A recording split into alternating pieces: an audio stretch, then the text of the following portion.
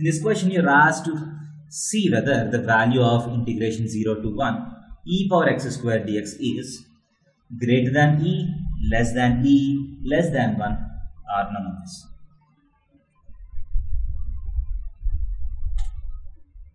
So first, to solve these questions based on inequalities, you need to guess the function which bounds the given function. So you need to find two functions between which this function exists, such that the integrations of those two functions are related to the numbers given in the options.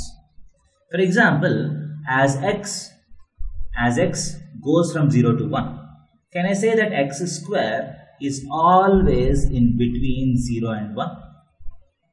As x goes between 0 and 1, the value of x square always is in between 0 to 1.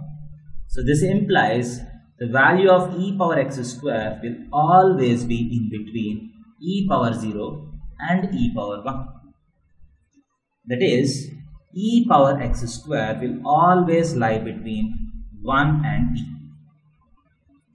So this implies integration of e power x square dx in between 0 to 1 will always be less than or equal to integration 0 to 1 1 dx and integration 0 to 1 e dx.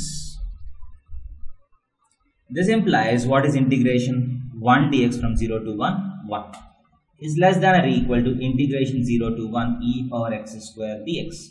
It's always less than or equal to what is integration of e dx? E times integration of dx between 0 and 1 is 1. So that means integration of e power x square dx between 0 to 1 is always in between 1 and e. So it is greater than 1 and less than e. So which of the option is right? So less than e is the right option. So if you have an option which is greater than 1, that is also right. So this value lies in between 0 and 1.